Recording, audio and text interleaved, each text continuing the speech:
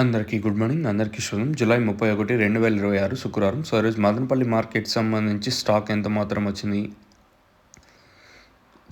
ఏమి ఎట్లా మీకు క్లారిటీ వీడియోలో తెలియజేసాను చూడండి.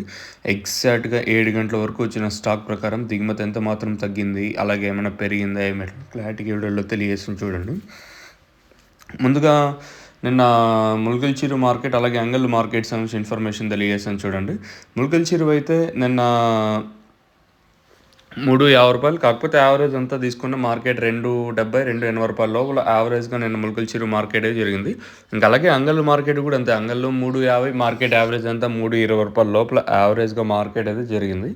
ఇంకా మదనపల్లి స్టాక్ విషయం మాట్లాడుకునే ముందు ఇంకా ఛానల్ సబ్స్క్రైబ్ చేసుకోకుండా అలాగే వీడియోని లైక్ చేయకుండా చూస్తుంటే వెంటనే లైక్ ప్లస్ సబ్స్క్రైబ్ చేసుకోండి.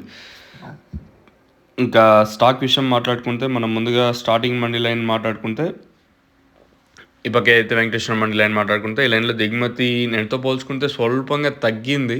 దిగుమతి తగ్గుతా ఉన్నా కొంచెం అటు ఇటుగా వస్తుంది. First of all Madanapalle quality తగ్గుతూ ఉంది రోజు రోజుకి. ఏముందో నిన్న మొన్న తీసుకుంటే క్వాలిటీ చాలా వరకు తగ్గుతూ ఉంది. కొన్ని మండీలకి పర్లేదు, కొన్ని మండీలకి చాలా వరకు తగ్గుతుంది క్వాలిటీ వచ్చేసి.